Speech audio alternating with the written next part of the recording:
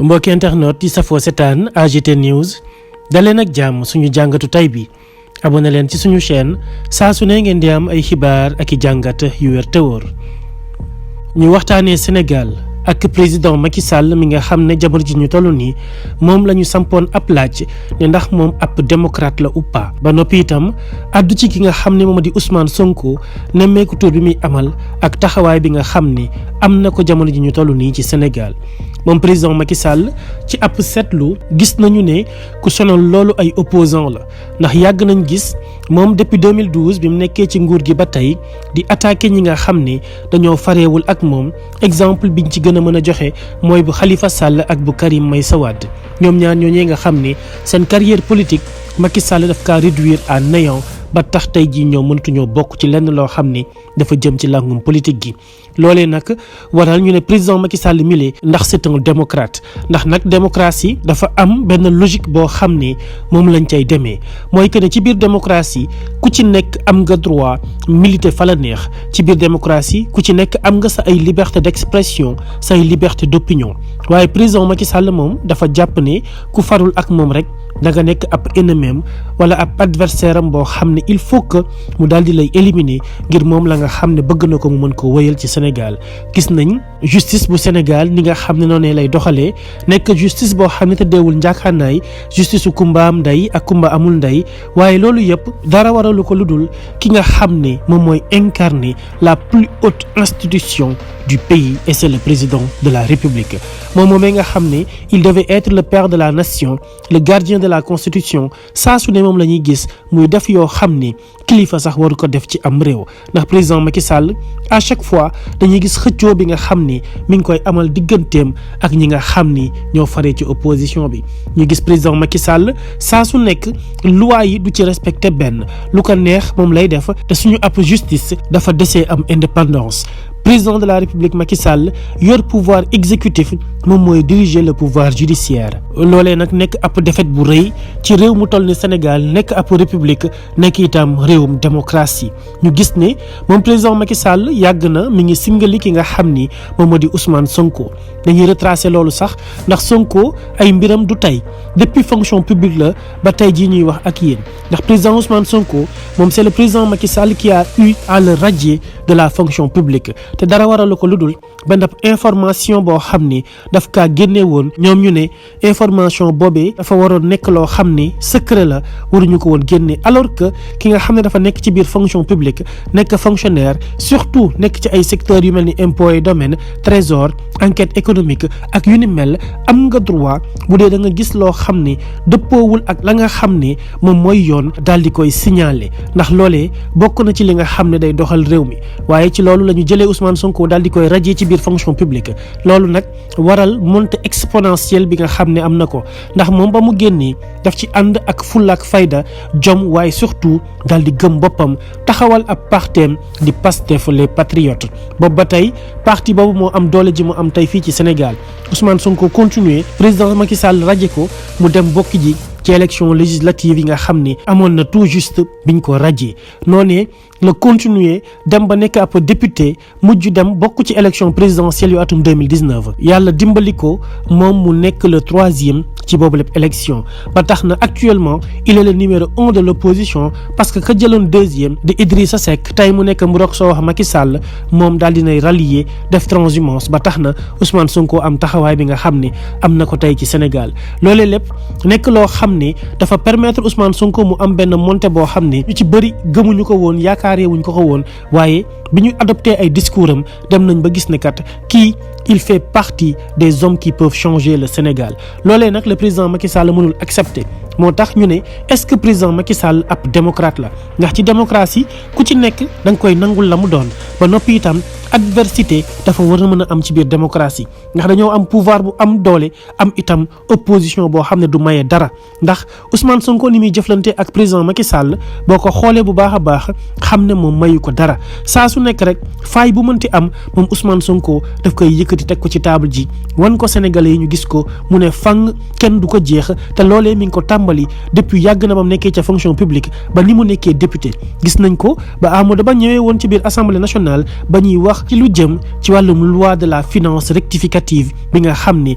moom Amadou Ba moom moo ko fa indi woon loolee waraloon am coow ñu naan Ousmane Sonko dafa singali ki nga xam ni moom moo di Amadou Ba fekk demee wut noonu moom Ousmane Sonko boobu mi ngi avertir les sénégalais yi nga xam ne su élection jotee ñoom la ñuy jox ay 5000 ak i tissus sandwich sax boisson ñu daal di topp ci convoi yi bu élection jotee ñu daal di votel APR Benno Bokk Yaakaar ñoom ñu gagné di gën a enfoncer les sénégalais ci trou bi nga xam ne ci lañ nekk te nekkul trou bu lëndam bu métti ànd ak tàngoor ba noppi itam xiif ak mar di leen fa bëgg a rey loolee mooy le quotidien des sénégalais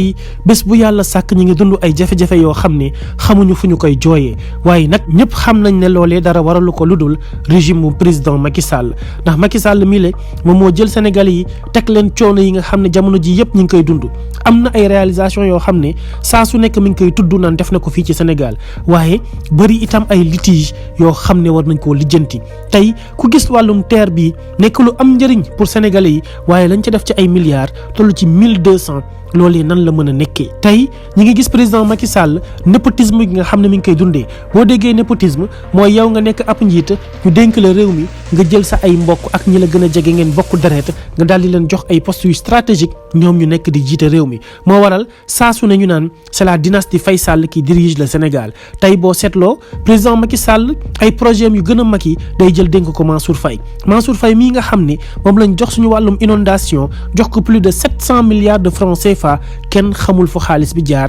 Sénégalais yi di patauger dans les eaux Sénégalais yi di dund ay jafe-jafe saa su fekkente ne rek samaan si xiin na ba wis-wisal loolee lépp kenn waralu ko kudul le régime du président Macky Sall Alioune Sall a ngi nii Sénégalais yëpp di ko laaj 400 000 francs yi mu leen ameel dara waralu ko lu dul boo ko multiplier lay jox des centaines de milliards yoo xam ni ci wàllum Petro-Tim bi kenn xamul fu mu jaar ba tax ñu naan Alioune Sall mile nañu jox suñu ay 400 000 loolu dara waralu ko lu dul ñàkk gouvernance bu jaar yoon bu président Macky Sall ñi ngi dégg lu jëm ci wàllum ArcelorMittal plus de 20 à 30 milliards yoo xam ni kenn xamul fu mu jaar suñu zircon wa ngi nii ci Sénégal kenn xamul naka lañ koy exploiter mu nekk loo xam ni lu waroon indil am koom-koom Sénégal la or ba ca Sabodala moom nekk na ab guuta gu rëy ndax boobu ba tey amul benn bijoutier bu Sénégal boo xam ni mën naa taxaw ne boobule or mi ngi koy jëriñoo wala mi ngi ciy liggéey loo xam ni sénégalais yi mën nañ koo teg bët mu nekk bërëb boo xam ne ña fa dëkk sax ñu ngi dund ay jafe-jafe yu métti te dara waralu ko encore une fois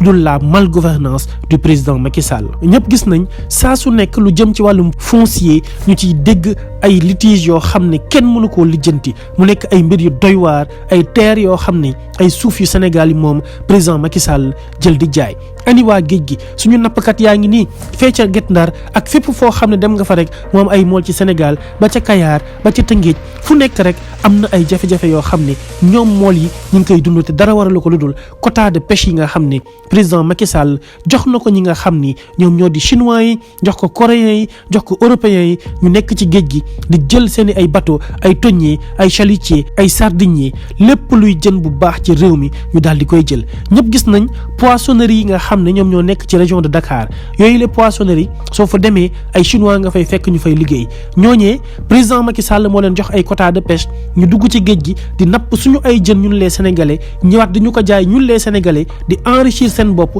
di jël alal ji di yóbbu seenam réew quelle incohérence de la part du président Macky Sall loolee mooy li nga xam ni moom le président Macky Sall teg ci réew mi ba noppi ne kenn du wax ne kenn du opposé wu Ousmane Sonko li muy def dinaa ko garer dinaa ko arrêter je vais lui créer un dossier Sonko Adji Sarr bu ko defee moom ñëpp daal di koy topp ci loolu mbamba ko bàyyi ko waaye nag yàllaa ko ëpp doole ndax saa su nekk muy gis Ousmane Sonko di gën a yéeg Sénégalais yi di gën a am ci moom mbëggeel ba noppi itam ku mu waxtaanal rek nga daal di adhérer ci ab vision am nekk loo xam ni dafay gën a métti le président Macky Sall ndax bu sañoon tey du am benn opposant buy taxaw ci kanamam ndax ñëpp éliminé na leen kenn naa ko dese muy Ousmane Sonko te amul fenn fu mu ko mën a jaar ci wàllum administration ndax ba mu nekkee impôt domaine ba na mu fay jugee amul benn dërëm boo xam ne moom président Macky Sall ak i ñoñam mën nañ koo génne ne ko Ousmane Sonko daal dina ko lekkal Sénégal moo waral réew mi faw Sénégalais yi am benn taxawaay bu ñu am vis-à-vis du président Macky Sall bu dee moom bëggul dundal démocratie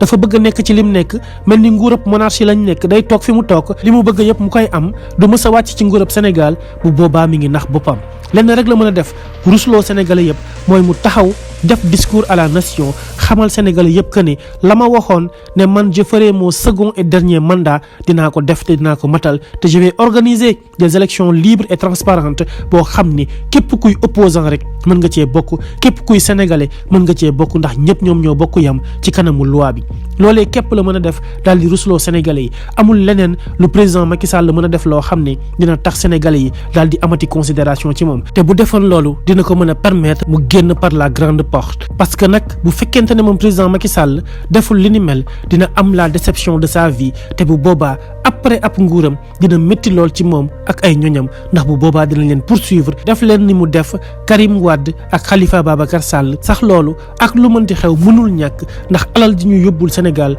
bëri na lool lañ leen tudd ci ay mbir yoo xam ne dafa takk suuf bëri na lool te loolee yëpp faw ñu leeral ko ndax ñoom ñoo demandé woon à ce que ñu fal leen ñu jiite suñu am réew kon nag bu ñuy dem nañ ñu wax suñu am alal fan lañ ko dugal ak nan lañ ko jëriñoowee bu ko defee sénégalais yi bàyyi leen librement ñu doxi seeni ay soxla fu leen neex dem waaye nguurub Sénégal moom dañ ciy pare dootuñu ko yor te loolu sénégalais yëpp pare nañ pour daal di koy matal.